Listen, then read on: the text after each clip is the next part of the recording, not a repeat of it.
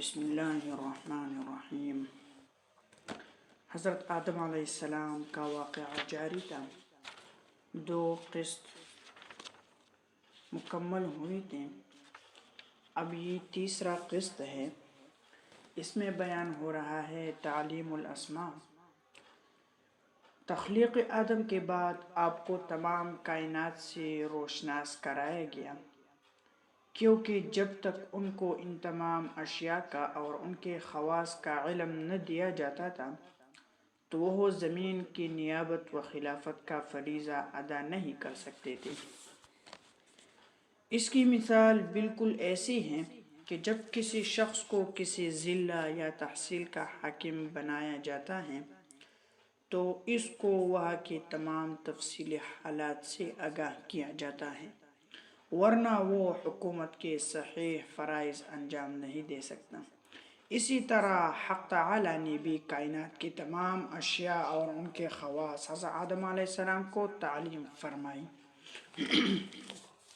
اور تفسیر عزیزی میں ہے کہ ابن عباس رضی اللہ عنہ نے فرمایا کہ علمہ کل شیء حتی القصعة والقصیعة، علمہ کل شیء حتی القصعة والقصیعة، یعنی سکھلائی ان کو ہر چیز کے نام، یہاں تک کہ پیالہ اور پیالی کا نام بھی بتایا۔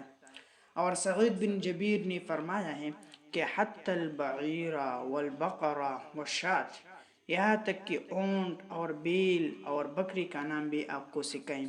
اس طرح بیان کیا ہے وَعَلَّمَ آدَمَ الْأَسْمَاءَ كُلَّهَا ثم عرضهم على الملائكة فقال أنبئوني بأسماء هؤلاء إن كنتم صادقين۔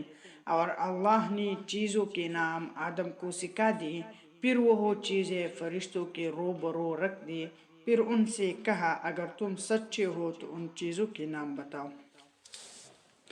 اللہ نے اس کے بعد وہ چیزیں فرشتوں کو دکھلا کر ان کے نام ان سے دریافت کی تو انہوں نے اپنے عجز کا اعتراف کیا، کیونکہ نہ وہ اس کی خدمت کے اہل تھے اور نہ وہ بشرا ضروریات سے واقف تھے اور نہ ان کو اس قسم کی چیزیں بتائی گئی تھی، اس لیے ان کو سوائے لا علم لنا کہنے کے اور کوئی چارہ نہ تھا۔ جیسا کہ ارشاد ہے قالوا سبحانك لا علم لنا الا ما علمتنا انك انت العلیم الحکیم۔ فرشتوں نے کہا کہ آپ کے ذات پاک ہے، ہمیں معلوم نہیں مگر اس قدر جتنا آپ نے ہمیں سکھایا ہے، بلا شبہ آپ بڑے علم والے اور حکمت والے ہیں۔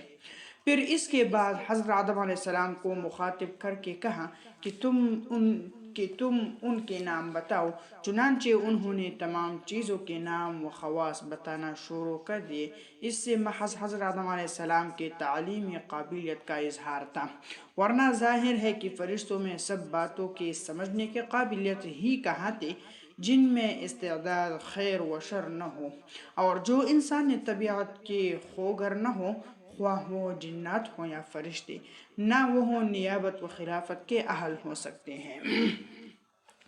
فرشتوں میں تو شر کی صلاحیت ہی نہیں، البتہ جنات میں خیر کی صلاحیت تو ہے، مگر ان میں شرکا اس قدر غلبہ ہے کہ ان میں خیر کی صلاحیت بہت کمزور اور ضعیف ہے، لہٰذا انسان ہی اس کا اہل تھا اور اسی چیز کو ہر چیز کا علم دیا گیا۔ نیز اس واقعہ سے عالم کے عابد پر فضیلت بھی ظاہر ہو گئی، جیسا کہ نبی کریم صلی اللہ علیہ وسلم نے ارشاد فرمایا ہے فضل العالم علی العابد کفضلی علی ادناکم۔ ایک عالم کو عابد پر ایسی فضیلت اور بزرگی حاصل ہے جیسے میرے بزرگی ایک معمولی درجہ کے مسلمان پر۔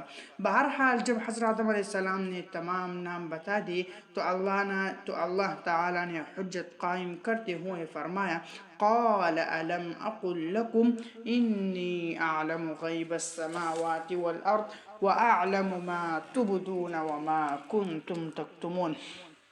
فرمایا اللہ تعالیٰ نے کہ کیا میں نے تم کو نہیں کہا تھا کہ بلا شبہ میں آسمانوں اور زمینوں کی تمام پوشیدہ چیزوں کو جانتا ہوں، اور جو کچھ تم ظاہر کرتے ہو اور جو پوشیدہ رکھتے ہو سب مجھے معلوم ہے۔ سجدہ کا حکم۔ حضرت آدم علیہ السلام کی اس فوقیت اور برتری کے بعد فرشتوں کو حکم دیا گیا کہ وہ آدم کو سجدہ کرے، جیسا کہ ارشاد ہے وَإِذْ قُلْنَا لِلْمَلَائِكَةِ اسْجُدُوا لِآدَمَ فَسَجَدُوا إِلَّا إِبْلِيسَ أَبَى وَاسْتَكْبَرَ وَكَانَ مِنَ الْكَافِرِينَ۔ اور جب کہا ہم نے فرشتوں کو کہ سجدہ کرو واسطے آدم علیہ السلام کے، پس سجدہ کیا سب فرشتوں نے، مگر شیطان نے انکار کیا اور تکبر کیا اور تھا کافروں میں سے۔ سب سے پہلے حضرت اسرافیل علیہ السلام نے سجدہ کیا، اب ابلیس کا تکبر اور غرور ظاہر ہو گیا۔ شیطان کا سجدہ سے انکار اور مناظرہ۔ پروردگار عالم جل جلالہ نے کہا اے ابلیس، تو نے سجدہ کیوں نہ کیا جبکہ میں نے حکم دیا تھا، جیسا کہ فرمان ہے ما منعک الا تسجد اذ امرتک، کس نے منع کیا تجھ کو جب حکم دیا تھا میں نے؟ شیطان نے کیا کہا قال انا خیر منہ خلقتنی من نار وخلقته من طین، کہا شیطان نے میں آدم علیہ السلام سے بہتر ہوں، مجھے پیدا کیا گیا ہے آگ سے اور اس کو پیدا کیا گیا ہے کیچڑ سے، اس سے میں بڑا بھی ہوں اور بڑے عمر والا بھی ہوں اور قوی بھی ہوں اور مضبوط ہوں، آگ مٹی سے قوی ہوتے ہیں۔ دوسرے مقام پر ہے کہ کان من الجن ففسق عن امر ربہ، تھا شیطان جنوں سے پس اس نے اپنے رب کی نافرمانی کی۔ اور تیسرے مقام میں ہے وَلَقَدْ خَلَقْنَاكُمْ ثُمَّ صَوَّرْنَاكُمْ ثُمَّ قُلْنَا لِلْمَلَائِكَةِ اسْجُدُوا لِآدَمَ فَسَجَدُوا إِلَّا إِبْلِيسَ لَمْ يَكُنْ مِنَ السَّاجِدِينَ، اور البتہ تحقیق پیدا کیا ہم نے تم کو، پھر صورتیں بنائی تمہاری، پھر کہا ہم نے فرشتوں کو سجدہ کرو واسطے آدم علیہ السلام کے، پس سجدہ کیا سب فرشتوں نے مگر نہ کیا شیطان نے، اور نہ ہوا جھکنے والوں میں سے۔ اس کے انکار پر پروردگار عالم جل جلالہ نے فرمایا قال یا ابلیس ما لک الا تکون مع الساجدین، فرمایا اللہ تعالیٰ نے کہ اے ابلیس کیا ہے واسطے تیرے کہ نہ ہوا تو ان سجدہ کرنے والوں میں سے۔